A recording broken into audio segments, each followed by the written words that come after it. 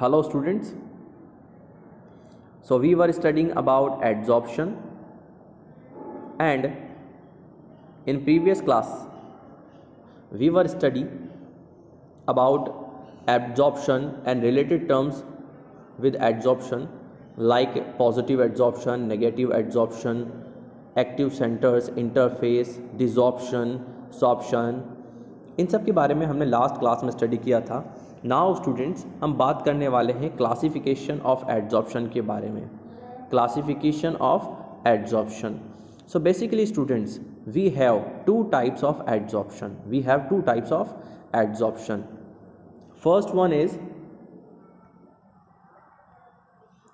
One is physical adsorption, second one is chemical adsorption. What is the main difference between these type of adsorptions? So firstly हम बात करते हैं adsorption के बारे में. What is physical adsorption? As we know students, adsorption is the accumulation of gaseous particles on the surface of solid and liquid. तो solid और liquid की सरफेस पर जो अक्यूमुलेशन होता है पार्टिकल्स का उसे एडजॉर्प्शन कहते हैं। लेकिन सॉलिड और लिक्विड सरफेस पर गैसेस के पार्टिकल्स एक्यूमुलेट होकर एडजॉर्बेंट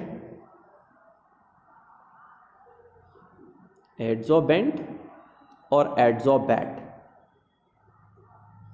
दोनों एक दूसरे के साथ डायरेक्ट कांटेक्ट में आते हैं। और जब ये एक दूसरे के साथ कांटेक्ट में आते हैं तो कांटेक्ट में आकर ये एक बॉन्डिंग कर लेते हैं बेटा।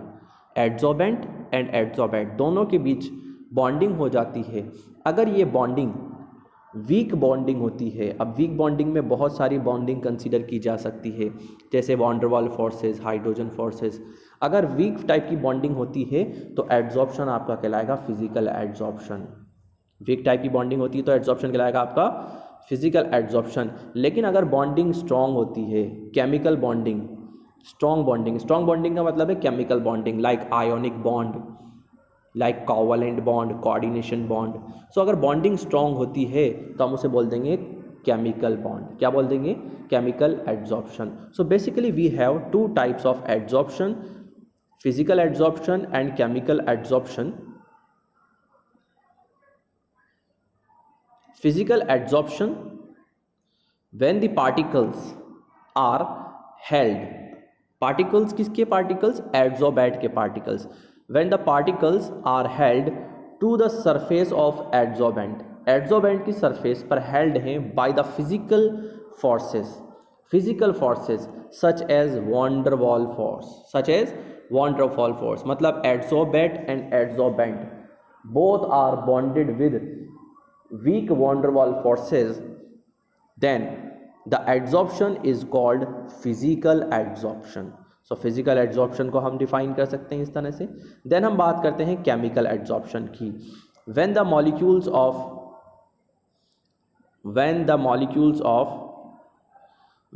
of adsorbate के molecules are held to the surface of adsorbent, adsorbent की सरफेस पे हेल्ड हो बाय द केमिकल फोर्सेस मतलब कि केमिकल फोर्सेस में आयोनिक बॉन्ड्स आ सकते हैं, कोवलेंट बॉन्ड आ सकते हैं, कोऑर्डिनेशन बॉन्ड आ सकते हैं, डिफरेंट टाइप के केमिकल बॉन्ड से बॉन्डेड हो, तो इस टाइप का एडजॉर्प्शन कहलाता है आपका केमिकल एडजॉर्प्शन. क्या कहलाता है इस टाइप का एडजॉर्प्शन? केमिकल एडजॉर्प्शन कहलाता है. ठीक है स्टूडेंट्स. सो ये था फिजिकल एंड केमिकल एडजॉर्प्शन का बीच का डिफरेंस.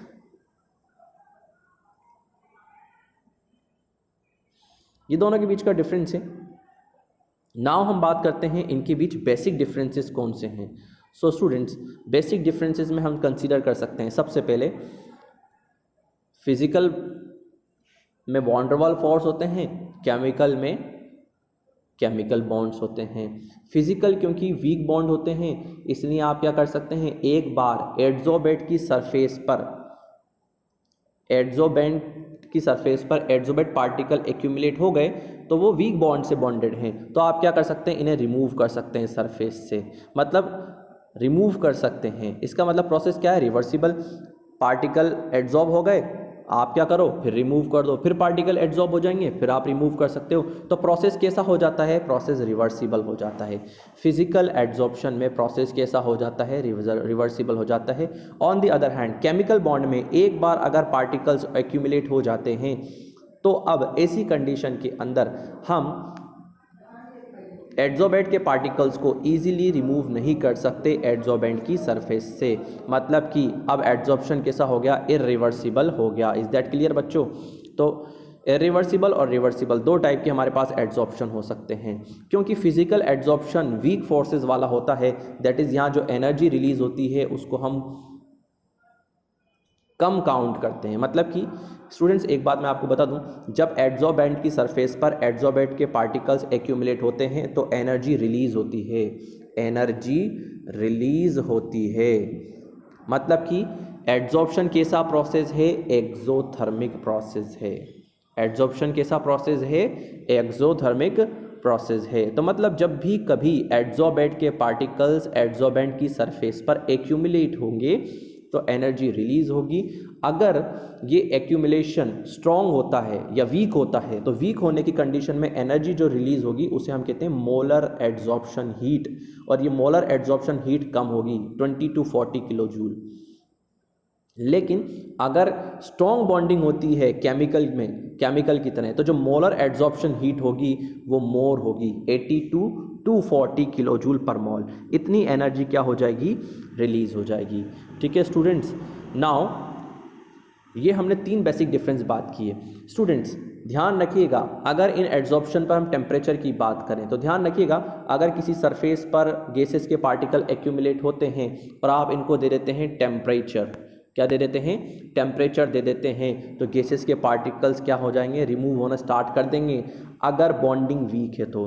ठीक है, तो स्टूडेंट्स क्या होता है, अगर एड्जॉर्बेंट के पार्टिकल्स एड्जॉर्बेंट की सरफेस पर प्रेजेंट हैं तो टेम्परेचर इंक्रीज करने पर रेट ऑफ एड्जॉर्प्शन क्या हो जाएगी, डिक्रीज हो जाएगी। क्या हो जाएगी बच्चों, डिक्रीज हो जाएगी। ध्यान रखिएगा, रेट ऑफ एड्जॉर्प्शन क्या हो जाएगी, डिक्रीज हो जाएगी। On the other hand chemical में, क्योंकि केमिकल बॉन्डिंग होती है तो केमिकल बॉन्डिंग टेम्परेचर के साथ क्या होती है, इंक्रीज होती है, टेम्परेचर के साथ इंक्रीज होती है। सो हम कह सकते हैं केमिकल एड्जॉर्प्शन या कीमियोसॉर्प्शन जो होगा वो टेम्परेचर इंक्रीज होने पर इंक्रीज होगा, इंक्रीज होगा।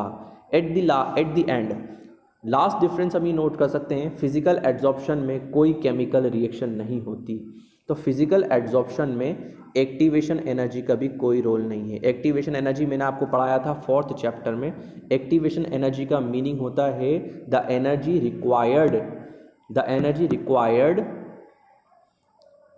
To interconversion between reactant and product. Reactant and product में इंटर कन्वर्जन के लिए जो एनर्जी रिक्वायर्ड होती है उसे एक्टिवेशन एनर्जी कहते हैं। सो यहाँ तो फिजिकल एड्जॉर्प्शन में कोई रिएक्शन होती ही नहीं, तो यहाँ कोई एक्टिवेशन एनर्जी रिक्वायर्ड नहीं होती। On the other hand chemical adsorption में केमिकल बॉन्ड्स फॉर्म होते हैं, मतलब केमिकल रिएक्शंस भी होंगी, यहाँ एक्टिवेशन एनर्जी इसीलिए रिक्वायर्ड होंगी। सो स्टूडेंट्स आज की क्लास में हमने फिजिकल एंड केमिकल एड्जॉर्प्शन के बारे में पढ़ा और दोनों के बीच के डिफरेंसेस भी हमने कंप्लीट कर लिए। कल हम नेक्स्ट क्लास में इसको कंटिन्यू करेंगे।